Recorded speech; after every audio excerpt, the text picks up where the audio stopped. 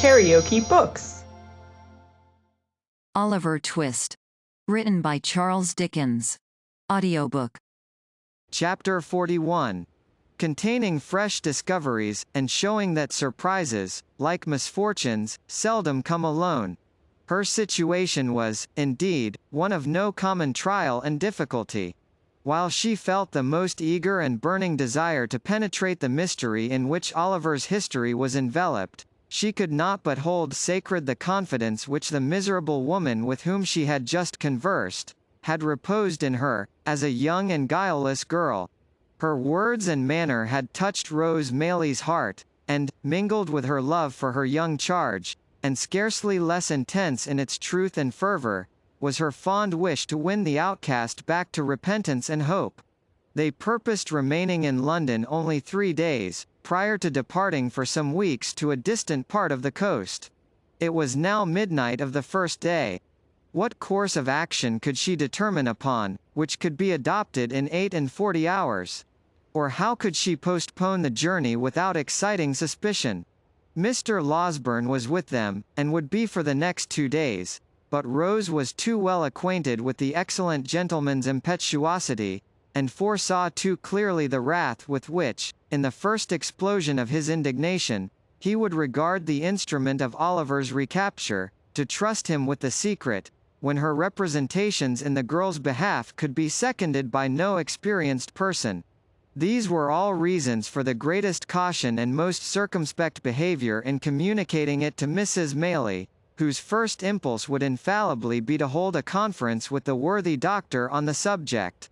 As to resorting to any legal adviser, even if she had known how to do so, it was scarcely to be thought of, for the same reason.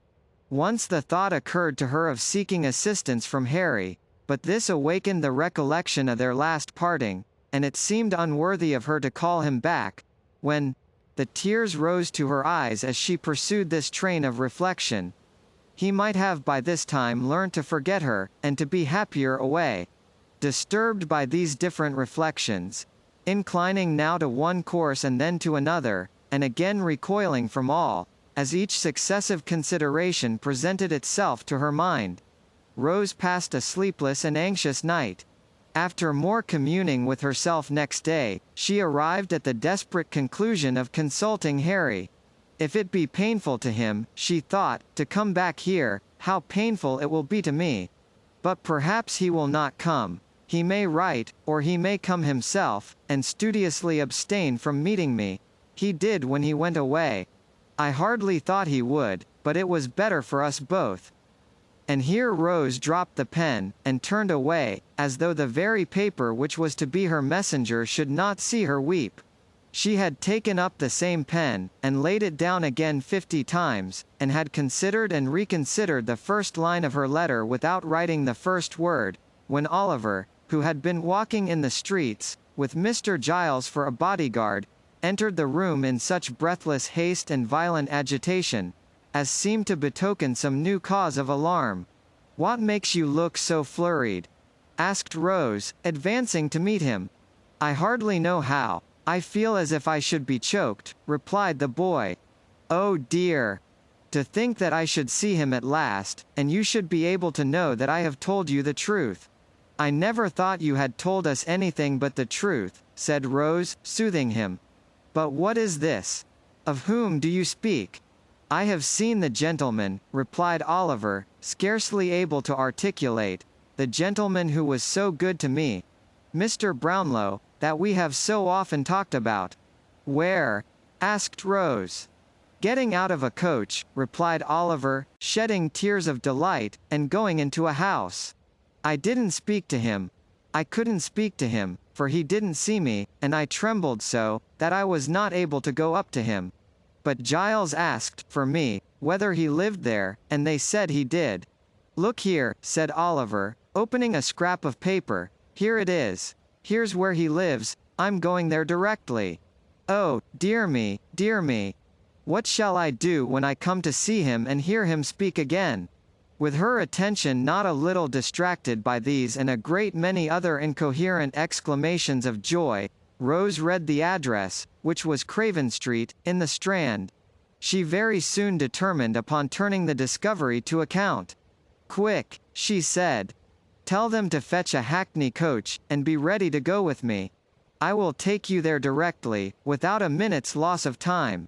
I will only tell my aunt that we are going out for an hour, and be ready as soon as you are." Oliver needed no prompting to dispatch, and in little more than 5 minutes they were on their way to Craven Street. When they arrived there, Rose left Oliver in the coach, under pretense of preparing the old gentleman to receive him, and sending up her card by the servant, requested to see Mr. Brownlow on very pressing business.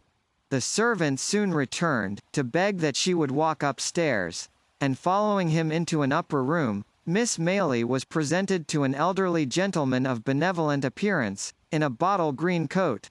At no great distance from whom, was seated another old gentleman, in nankeen breeches and gaiters, who did not look particularly benevolent, and who was sitting with his hands clasped on the top of a thick stick, and his chin propped thereupon.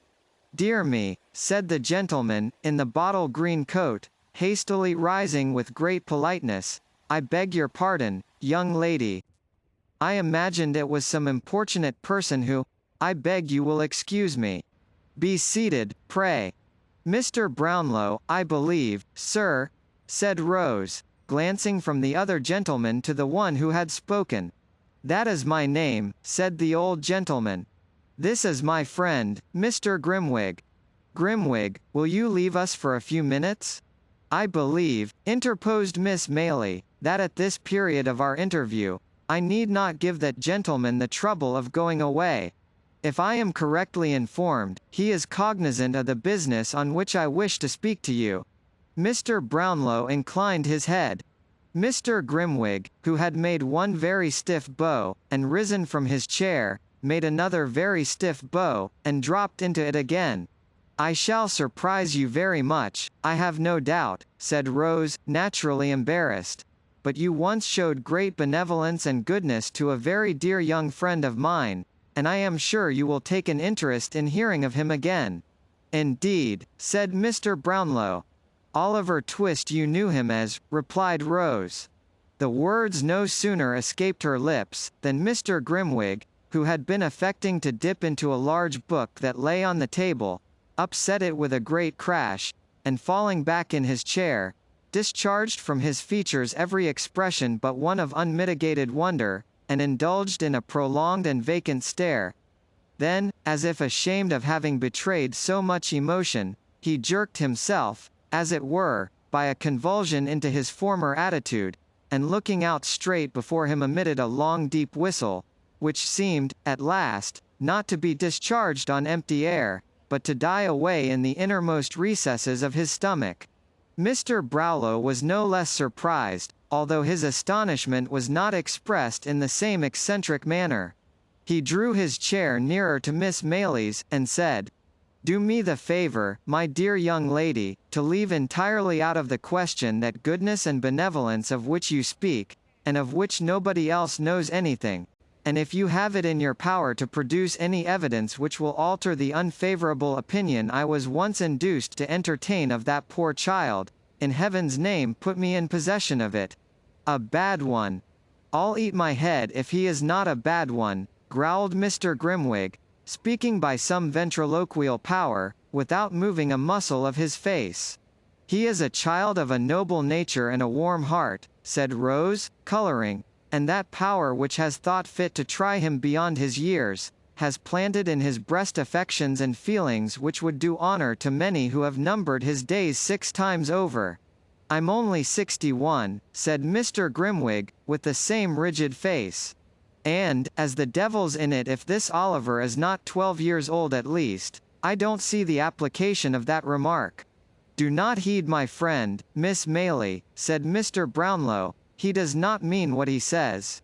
"Yes, he does," growled Mr. Grimwig.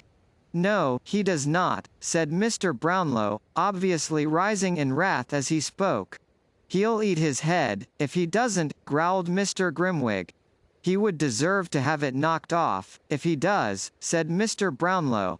"And he'd uncommonly like to see any man offer to do it," responded Mr. Grimwig, knocking his stick upon the floor.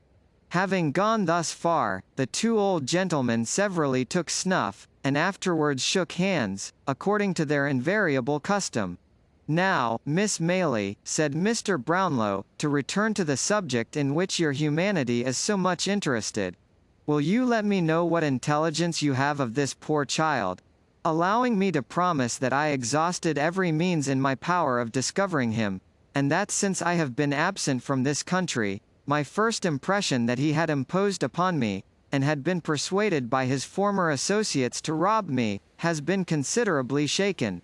Rose, who had had time to collect her thoughts, at once related, in a few natural words, all that had befallen Oliver since he left Mr. Brownlow's house, reserving Nancy's information for that gentleman's private ear, and concluding with the assurance that his only sorrow, for some months past, had been not being able to meet with his former benefactor and friend.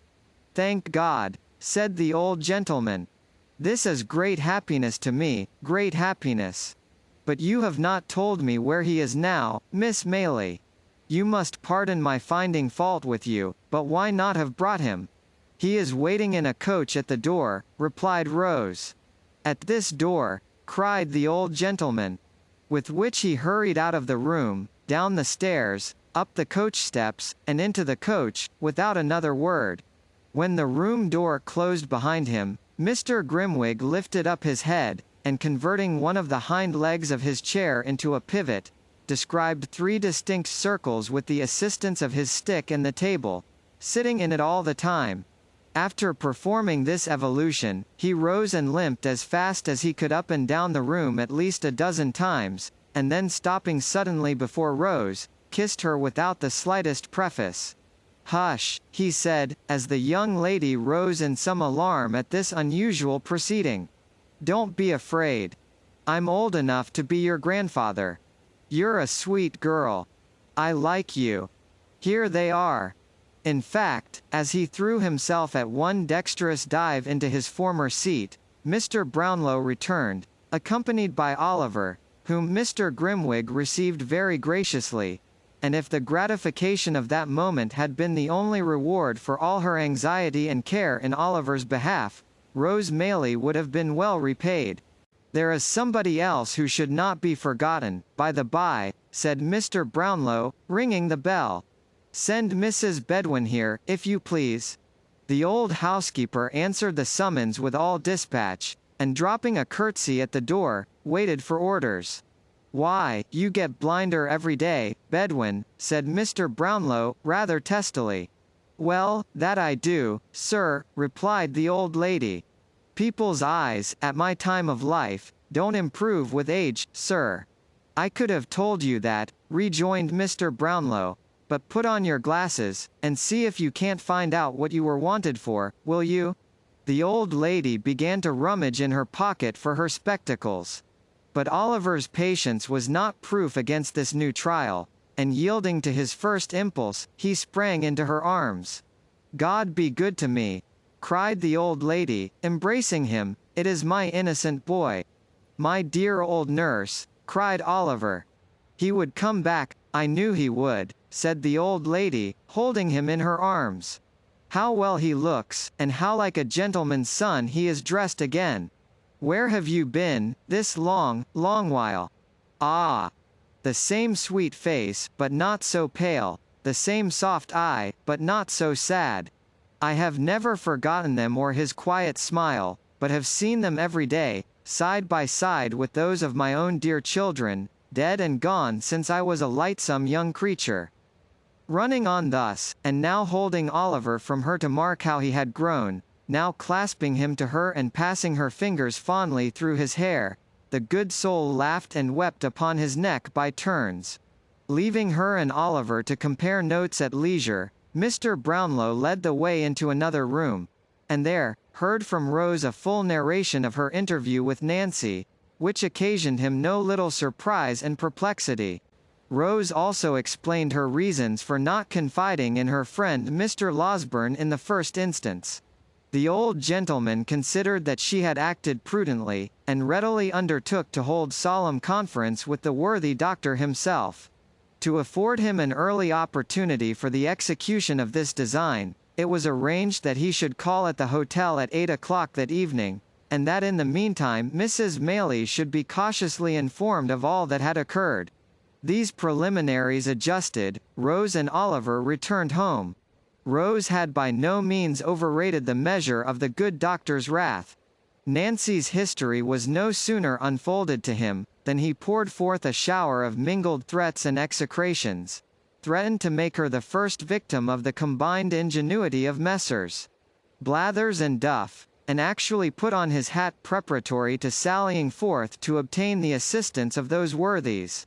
And, doubtless, he would, in this first outbreak, have carried the intention into effect without a moment's consideration of the consequences, if he had not been restrained, in part, by corresponding violence on the side of Mr. Brownlow, who was himself of an irascible temperament, and party by such arguments and representations as seemed best calculated to dissuade him from his hot-brained purpose. "Then what the devil is to be done?" said the impetuous doctor, when they had rejoined the two ladies. "Are we to pass a vote of thanks to all these vagabonds, male and female, and beg them to accept £100, or so, apiece, as a trifling mark of our esteem, and some slight acknowledgment of their kindness to Oliver?" "Not exactly that," rejoined Mr. Brownlow, laughing, "but we must proceed gently and with great care." "Gentleness and care," exclaimed the doctor. "I'd send them one and all to—" "Never mind where," interposed Mr. Brownlow. "But reflect whether sending them anywhere is likely to attain the object we have in view." "What object?" asked the doctor. "Simply, the discovery of Oliver's parentage, and regaining for him the inheritance of which, if this story be true, he has been fraudulently deprived." "Ah," said Mr. Losberne, cooling himself with his pocket-handkerchief, "I almost forgot that. You see," pursued Mr. Brownlow, placing this poor girl entirely out of the question, and supposing it were possible to bring these scoundrels to justice without compromising her safety, what good should we bring about? "Hanging a few of them at least, in all probability," suggested the doctor, "and transporting the rest." "Very good," replied Mr. Brownlow, smiling, "but no doubt they will bring that about for themselves in the fullness of time, and if we step in to forestall them, it seems to me that we shall be performing a very quixotic act, in direct opposition to our own interest, or at least to Oliver's, which is the same thing." "How?" inquired the doctor. "Thus. It is quite clear that we shall have extreme difficulty in getting to the bottom of this mystery, unless we can bring this man, Monks, upon his knees. That can only be done by stratagem, and by catching him when he is not surrounded by these people. For, suppose he were apprehended, we have no proof against him. He is not even, so far as we know, or as the facts appear to us, concerned with the gang in any of their robberies. If he were not discharged, it is very unlikely that he could receive any further punishment than being committed to prison as a rogue and vagabond, and of course ever afterwards his mouth would be so obstinately closed that he might as well, for our purposes, be deaf, dumb, blind, and an idiot. Then, said the doctor impetuously, I put it to you again, whether you think it reasonable that this promise to the girl should be considered binding. A promise made with the best and kindest intentions, but really. Do not discuss the point, my dear young lady, pray, said Mr. Brownlow, interrupting Rose as she was about to speak. The promise shall be kept. I don't think it will, in the slightest degree, interfere with our proceedings. But, before we can resolve upon any precise course of action, it will be necessary to see the girl, to ascertain from her whether she will point out this Monks, on the understanding that he is to be dealt with by us, and not by the law, or, if she will not, or cannot do that, to procure from her such an account of his haunts and description of his person, as will enable us to identify him. She cannot be seen until next Sunday night. This is Tuesday. I would suggest that in the meantime, we remain perfectly quiet, and keep these matters secret even from Oliver himself. Although Mr. Losberne received with many wry faces a proposal involving a delay of 5 whole days, he was fain to admit that no better course occurred to him just then, and as both Rose and Mrs. Maylie sided very strongly with Mr. Brownlow, that gentleman's proposition was carried unanimously. "I should like," he said, "to call in the aid of my friend Grimwig. He is a strange creature, but a shrewd one, and might prove of material assistance to us. I should say that he was bred a lawyer, and quitted the bar in disgust because he had only one brief and a motion of course, in 20 years, though whether that is recommendation or not, you must determine for yourselves. I have no objection to your calling in your friend if I may call in mine," said the doctor. "We must put it to the vote," replied Mr. Brownlow. "Who may he be?" "That lady's son, and this young lady's very old friend," said the doctor, motioning towards Mrs. Maylie, and concluding with an expressive glance at her niece. Rose blushed deeply, but she did not make any audible objection to this motion. Possibly she felt in a hopeless minority, and Harry Maylie and Mr. Grimwig were accordingly added to the committee. "We stay in town, of course," said Mrs. Maylie, "while there remains the slightest prospect of prosecuting this inquiry with a chance of success. I will spare neither trouble nor expense in behalf of the object in which we are all so deeply interested, and I am content to remain here, if it be for 12 months, so long as you assure me that any hope remains." "Good," rejoined Mr. Brownlow. "And as I see on the faces about me, a disposition to inquire how it happened that I was not in the way to corroborate Oliver's tale, and had so suddenly left the kingdom, let me stipulate that I shall be asked no questions until such time as I may deem it expedient to forestall them by telling my own story. Believe me, I make this request with good reason, for I might otherwise excite hopes destined never to be realized, and only increase difficulties and disappointments already quite numerous enough. Come. Supper has been announced, and young Oliver, who is all alone in the next room, will have begun to think, by this time, that we have wearied of his company, and entered into some dark conspiracy to thrust him forth upon the world." With these words, the old gentleman gave his hand to Mrs. Maylie, and escorted her into the supper-room. Mr. Losberne followed, leading Rose, and the council was, for the present, effectually broken up. Karaoke Books.